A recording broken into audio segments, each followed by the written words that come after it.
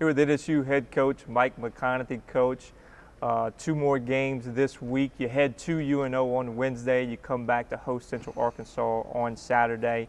Had 2 home games this past week, both tough losses. Close loss to SFA by 7, Southeastern in overtime by 3. You mentioned on Saturday how sometimes it takes teams a while to learn how to win.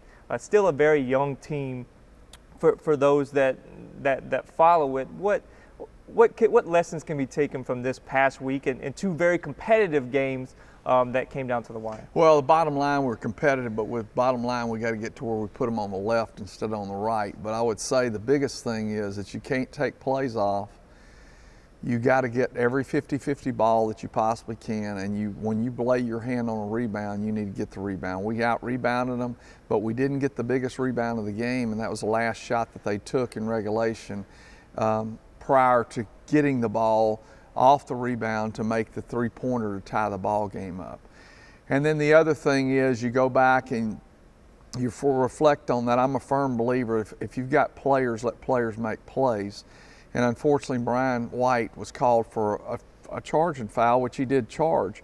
But, the question would be, well, why didn't you call timeout? Well, if they have time to set their defense up, you may have a hard time getting something. We've done that in the past to where certain time spots in the game, we stay with get it in, go attack, make players make plays. I hold to that, but unfortunately he got the offensive the charge called on him. We held and got to go into overtime because they had 11 seconds on the clock, I believe, when he took the ball out of bounds for them, and we were able to get a rebound there to where it didn't end in regulation. But you just got to when you put your hand on it, you got to take care of them. Notice some guys really close up. We've got to do a better job with that to making sure that we're taking care of it. But a lot of our turnovers, we were down in turnovers to 17 the other night, which was a positive thing, but really and truly, there was a period where we had very low turnovers. We had turnovers in the first half, then we went through a stretch of the game where we didn't have any turnovers at all, but we had a period to where we would get our hand on the ball off of a rebound and not end up getting it pulled in, and they either get it or a pass was thrown out that 50-50 ball that we could have gone and gotten, and we didn't get it. But the weirdest play of the whole game was when they bounded the ball, and we're trying to late in the game or overtime, and the ball actually bounced all the way to past half court before somebody picked it up. And it's in my opinion, it was very close to that 5-second call. We'd gotten one called against us earlier in the game, and because once the ball leaves their hand, the 5-second counts off, and it was just bouncing and bouncing and bouncing. And I'm thinking, I want to run out there and go get it, But that was kind of a critical situation. I don't remember if they scored on that play or not, but still, that was a crazy play. This team has been involved in close games recently. I mean, you go back to Incarnate Word and Nichols, where you won some of those, and then the SFA, SLU, even McNeese, some ones where you lose them. There hadn't been a ton of close games before that point. Is it just kind of a repetition thing to be in situations, late game situations, just to experience those and get better at them? Yeah, you got to learn how to win. You got to learn how to make the right plays. And I felt like that, we had been making right plays. And one of the things sometimes you wonder, we had a rebound in that game late to where Nikos threw the ball out that he possibly could have just turned around and scored. But that's hindsight's 20/20.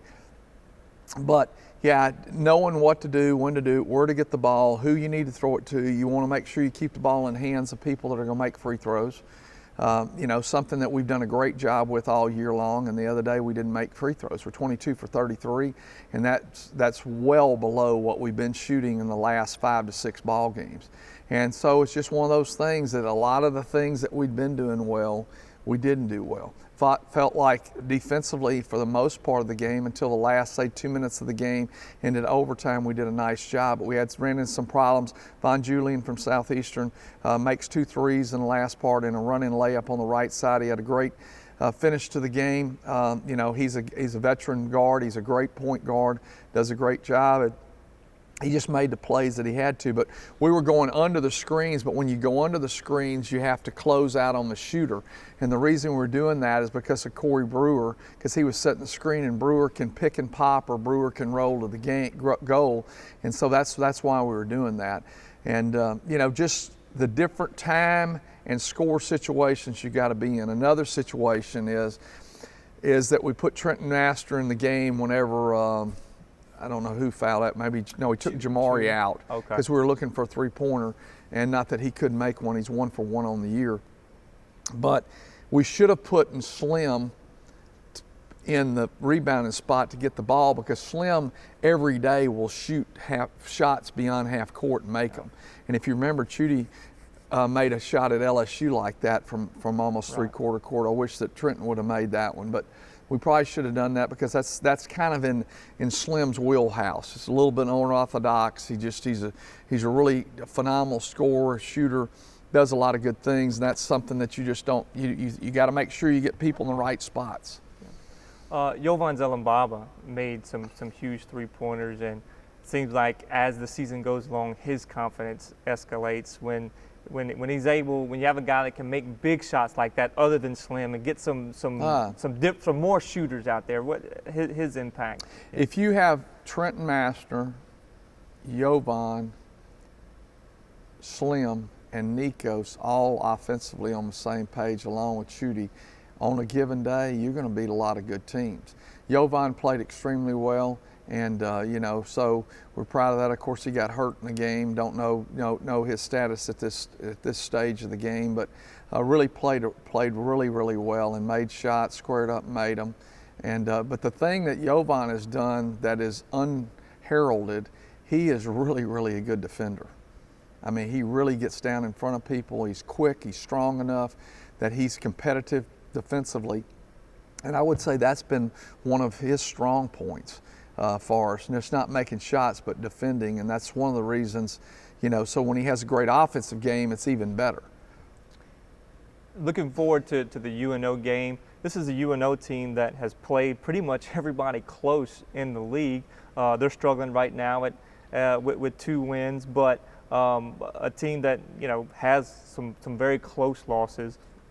They shoot it pretty well, but their defense, they also allow a pretty high percentage from the field. What are going to be some important things when you go on the road against a UNO team that's going to be hungry for a win? We got to take advantage of what we do well. We got to try to score the basket and get it inside and make some things happen. Then on defensive end, we've got to do a great job and not let them come up with the big nights. You can't have big nights out of anybody besides Robinson. They're really good player.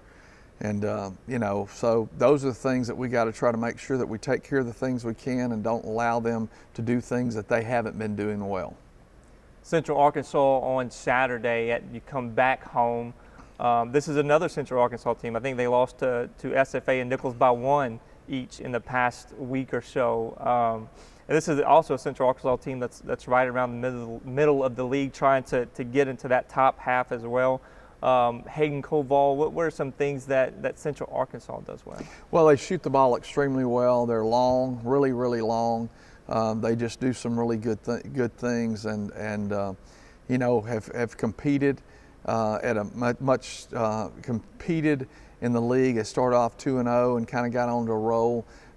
They've had some of late they've not done as well. But they've been right there, like you said, a 1-point loss to Stephen F. Austin, a 1-point loss. I believe it was ACU this past weekend.